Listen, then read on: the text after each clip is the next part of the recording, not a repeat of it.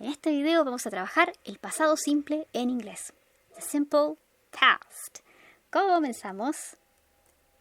Lo primero que vamos a ver son los usos que tiene este pasado simple. Tenemos que hay básicamente 3 usos principales. Puede haber más, algunos autores lo dividen en más partes, pero yo siento que algunas de esas partes están contenidas dentro de estas 3 que menciono acá. Y comenzamos. Dice, acción que comenzó y terminó en el pasado. Por ejemplo, ayer vi televisión. Yesterday I watched television. Ahí tengo una acción que comenzó y terminó en el pasado. Concreta. Número 2. Acción que se desarrolló durante un periodo en el pasado. No necesariamente fue algo que hice en un momento. Puede ser algo que haya durado días, meses, incluso semanas. Por ejemplo, estudié inglés durante algunos meses. El año pasado, por ejemplo. Last year, I studied English for some months. Y ahí tengo el año pasado, estudié inglés durante algunos meses. Número 3. Hechos o generalizaciones sobre el pasado. Por ejemplo, nosotras éramos las mejores amigas en la escuela. We were the best friends at school. Y ahí tengo una afirmación de un hecho del pasado. Esos son ejemplos para que se comprenda más o menos. No los escribí porque la idea es que se entienda cómo se usan. Más allá de ver cómo se escriben las frases, vamos a continuar porque más adelante tengo los ejemplos escritos para otras situaciones. Comenzamos. El pasado simple para el verbo be. Al igual que en el video anterior, vamos a dividir esto en 2 partes. La primera es el verbo be, que es el ser y estar, que funciona distinto. Y la segunda son todos los otros verbos que no son ni modales ni el ser y estar. Así que comenzamos. El pasado simple para el verbo be, ser y estar, a diferencia del presente, tiene solo 2 partículas. En presente hablábamos de am, is, are. En pasado hablamos solamente de was y were. Solo 2 partículas y entre ellas se dividen todos los pronombres. Las que van con was son I, he, she, it, yo, él, ella, eso, para animalitos, situaciones o cosas, ese it. Y la partícula were para we, you, they, para nosotros, nosotras, tú, usted, ustedes, y they, que sería ellos y ellas.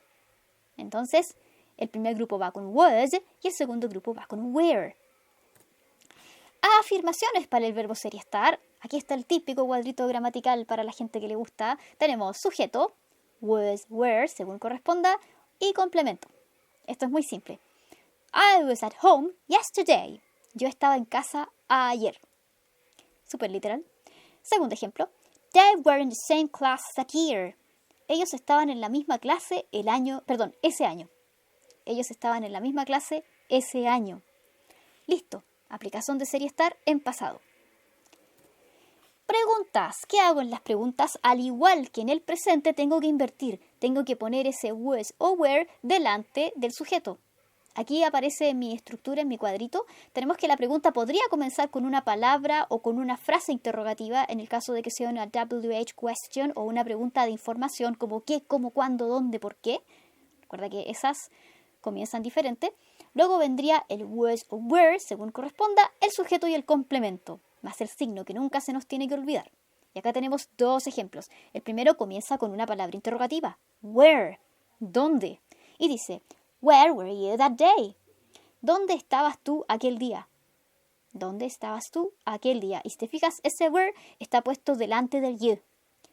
Al igual que en presente. De hecho, las reglas son las mismas que en presente, solo cambia el am, is, are, se convierte en was o were, según corresponda. Así que ese es un truquillo. Segundo ejemplo. Was your sister at school when I called? ¿Estaba tu hermana en la escuela cuando yo llamé? ¿Estaba tu hermana en la escuela cuando yo llamé? Ese es el ejemplo, lo estoy leyendo literal, lo más literal posible. Bueno, acá se puede leer literal, así que... Y comienza con was, porque no hay nada antes, ¿cierto? No hay ninguna palabra ni frase interrogativa, así que comienza directamente con el was. Y eso está antes de your sister, que sería una she, ¿cierto? Your sister es una ella, por lo tanto, por eso va con was. Was your sister at school when I called? Excelente, ahí están las preguntas. Negaciones, muy fácil, es igual que la afirmación, pero agregándole not. Revisamos la estructura. Subject, ¿cierto? Sujeto, más was, were, según corresponda, más not, y el complemento. Esto también se puede contraer y queda como wasn't o weren't. Entonces dice, primer ejemplo, Tom was not at that concert. Abreviado como wasn't. Tom no estaba en aquel concierto. Esto, si lo traduzco literal, sería Tom estaba no en aquel concierto. Contraído como wasn't. Ejemplo 2. People were not interested in that idea. Las personas estaban no interesadas en esa idea. Ahí lo leí literal. Las personas estaban no interesadas en esa idea. Se puede contraer como weren't. Recuerda que este people were not es plural. La palabra people siempre es plural en inglés, por eso va con were, porque corresponde a ellos, a las personas. Yo recomiendo traducirlo como las personas, porque si lo traduzco como gente, que es como se suele traducir, me quedo con la idea de que es singular, porque en presente uno dice la gente es o la gente está, pero en inglés no, es people are, y en pasado sería people were. Por eso va así. People were not interested. Las personas no estaban interesadas en esa idea. Contraído como weren't. Continuamos. El pasado simple para otros verbos, excepto los modales y el ser y estar. Ya, lo primero que vamos a hacer acá es categorizarlo en regulares e irregulares. Esto es algo que siempre se habla en el colegio. Los regulares terminan siempre en ed. Vamos a ver más ratito cómo se escriben, porque hay algunas reglas. Y acá tenemos dos ejemplos. Work se convierte en worked. Cook se convierte en cooked. Y el segundo caso, los verbos irregulares que no siguen un patrón establecido. Los verbos irregulares hay que aprendérselos de memoria. Son 128 en total. Esa es como la buena noticia, es que tienen una cantidad finita. Son 128. De todas formas son bastantes, pero uno se desenvuelve bastante bien con unos 50. Con 50 que te aprendas es como suficiente, los de uso más común, claro. Y acá puse dos ejemplos. Go, que se convierte en went, y cut, que se convierte en cut. Absolutamente igual. Así que no hay un patrón. Yo no puedo mirar un verbo y saber cómo va a ser su forma pasada. Tengo que estar revisando mi diccionario siempre. Al igual que con la pronunciación. Hay que estar muy pendiente de esas cosas. Consejo. ¿Cómo estudiar los verbos irregulares? Esta es una pregunta que a menudo recibo. Ya, acá puse dos casos. El mala idea y buena idea. Bad idea and good idea. Ya, la mala idea es tomar la lista de verbos, la típica lista que te han dado en el colegio, que te dan en todas partes, donde aparecen las 3 columnas, algunas con el significado, que dice, por ejemplo, come, came, come, por ejemplo. ¿Y qué pasa? Uno como estudiante toma la lista, la mira y lo lee de la siguiente forma. Come, came, come. Come, came, come. Y se lo aprende así de memoria. Come, came, come. Come, came, come, y más encima mal pronunciado, que eso es lo peor de todo. ¿Y qué sucede con eso? Se olvida rápidamente. Quizás te serviría para estudiar para una prueba concreta donde tengas que llenar un cuadro, pero después se te va a olvidar inmediatamente. No es una buena idea estudiarlos así. De hecho, por eso pongo acá, mala idea, leerlos como go, went, gone. Go, went, gone. Ah, no, y en versión estudiante sería go, went, gone. Go, went, gone. Y así lo lee uno. Digo uno porque todos fuimos estudiantes alguna vez. Entonces, la idea, bueno, ese gone se pronuncia gone. ¿Ok? Así que es go, went, gone. Y la buena idea o la sugerencia que yo doy es aprendértelo con un ejemplo. Eso es lo mejor. Tomar un verbo. No tienes por qué tomar la lista y aprenderte todos los verbos en un día. Puede ser uno diario. Uno diario. Y con eso ya es suficiente. O un par de ejemplos que te aprendas de frases cortas. Tampoco tiene que ser una frase tremendamente larga. Puede ser algo sencillo que tenga un indicador que te permita recordar. Por ejemplo, supongamos que la persona está pensando y dice I always go to the park. Ya, está usando go con always. Siempre voy. Yesterday I went with my dog. Ayer fui con mi perro. No sé, tengo un indicador que es yesterday. Y ese indicador va asociado con el went. Ayer fui. Entonces tengo muchas más posibilidades de recordar en el largo plazo que went va con pasado y que go va con hábito y rutina, además de ser el nombre del verbo. Así que mucho ojo con esto, porque es una pregunta muy frecuente y en realidad la clave está en los ejemplos. Siempre tiene que estar todo contextualizado para que a nuestra mente le haga mucho más sentido. Y ahora, afirmaciones para verbos que no son el ser y estar ni los modales. Tenemos sujeto, forma pasada y complemento. Muy simple la afirmación. Acá tenemos yo estudié inglés el año pasado o el pasado año. Esto va al revés. Descripciones van siempre al revés. I studied English last year. Segundo ejemplo. Fuimos al supermercado antes de la fiesta. We went to the supermarket before the party o before the party. Before the party, que sería como la versión British. En American hay que recordar que la R es una R en inglés y las T intermedias en inglés norteamericano suelen pronunciarse muy, muy similares a nuestra R de la palabra pero. Muy similar a esa R. Así que sería party, la palabra fiesta. Y en la otra versión British sería party. Así que para que lo recordemos.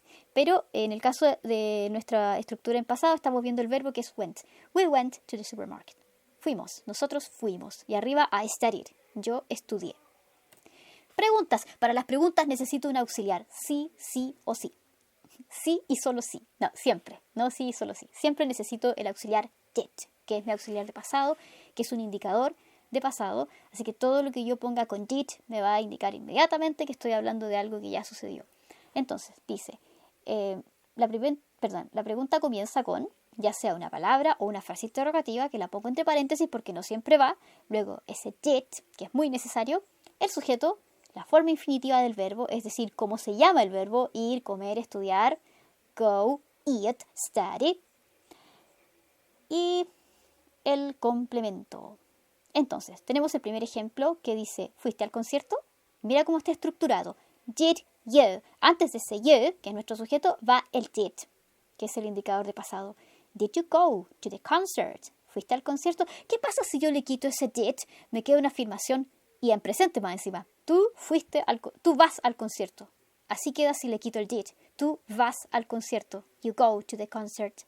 Entonces necesito el did para que me indique, además de que es una pregunta en pasado. Entonces, did you go to the concert? Si te fijas, es igual que en presente. En presente sería do you go? Vas. Pero acá es did por ser pasado. Pero también requiere de un auxiliar. Did es nuestro auxiliar. Segundo ejemplo. Dice, este tiene una frase interrogativa que es ¿qué tipo de películas? What kind of movies? Pido toda la información que quiero saber y luego añado el resto de la estructura. What kind of movies did you watch when you were a teenager? ¿Qué tipo de películas veías cuando eras un adolescente? Ahí está la pregunta. ¿Qué tipo de películas? What kind of movies did you watch? Ese did, muy necesario porque nos indica que es pregunta y que además está en pasado. When you were a child. Y aquí estoy aplicando el ser estar. Cuando tú eras un adolescente. Teenager. Adolescente, la edad de los teen. Los números que terminan en teen. Por eso la palabra es teenager. Son las edades entre el 13 y el 19. Esos números van pronunciados con teen, recuerde, 13, 14, 15, 16, 17, 18, 19. De ahí viene teenager. Continuamos. Negaciones. Para la negación necesito poner ese did nuevamente, pero agregarle not. Se puede decir contraído como didn't. Y tenemos sujeto, did not o didn't, más la forma infinitiva, es decir, el nombre del verbo y su complemento. Y acá puse el par de ejemplos. Tenemos, they didn't finish their homework. Ellos no finalizaron su tarea. Entonces, ese didn't significa que es negación y además que está en pasado. Es como decir don't, pero en pasado. En presente sería, they don't finish. Ellos no terminan. Y en pasado, they didn't finish. Ellos no terminaron their homework. Ejemplo número 2.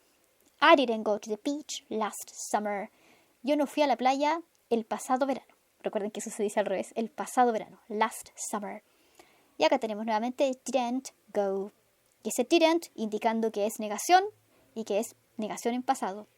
Y el verbo go queda exactamente igual con su nombre. Aquí no utilizo el went para nada, ni en preguntas ni en negaciones. El went solo va en afirmaciones, para decir yo fui a un lugar. I went. En el resto de los casos, para preguntar va con go y para negar también. Didn't go. Seguimos. Reglas para añadir ed. Ya, esto es ortográfico. ¿Qué sucede aquí con la ed y la d? Cuando el verbo termina en e, regla número 1, simplemente le agrego la d. Y acá tenemos el verbo vivir, que se pronuncia live. Y queda con d. Live, lived. Regla número 2. Cuando finaliza en vocal e y. Entonces tenemos acá un ejemplo que es el verbo play. Le agrego ed y queda como played. Caso número 3. Cuando antes de la Y va una consonante, como en el verbo try, intentar. Acá, ¿qué sucede? Pierde la Y y se le añade ed. Y esto es por la presencia de la consonante anterior. Entonces, try, tried. Esto también ocurre con el verbo study. Study, como antes de la Y lleva una D, también va a perder esa Y para convertirse en I latina. Así que también queda studied, también va con I latina. Regla número 4. Fíjate, cuando el verbo termina en consonante, vocal, consonante y es de una sílaba, mejor dicho, cuando es esta combinación, duplico la letra final. Entonces acá tengo not, que es asentir con la cabeza, y su versión pasada, que es nodded. Duplicamos la D por esta combinación de consonante, vocal, consonante. Número 5. Cuando el verbo tiene más de 2 sílabas, 2 o más sílabas, con acentuación en la sílaba final, también duplica la última letra. Y acá sale el verbo prefer, que tiene 2 sílabas y se acentúa en la segunda. Prefer. Por lo tanto, duplico la R. Preferred. Antes de agregarle la ed. Preferred. Preferred. Seguimos con lo último. Reglas para pronunciar los verbos regulares. Ya, esto es súper importante. Tenemos 3 casos. Voy a tratar de explicar esto lo mejor posible porque en un video no sé si quede muy claro, pero lo vamos a intentar. Cuando uno habla, existen 2 tipos de sonidos que producen las cuerdas vocales. Algunos van con vibración y otros no. Por ejemplo, si yo pronuncio una K solita, esa K, si me toco la garganta, me voy a dar cuenta que mis cuerdas vocales no vibran al pronunciar esa K. K, k, k. Hago el ejercicio de tocarme la garganta, k, no vibra. Por lo tanto, va a pronunciarse de una manera específica.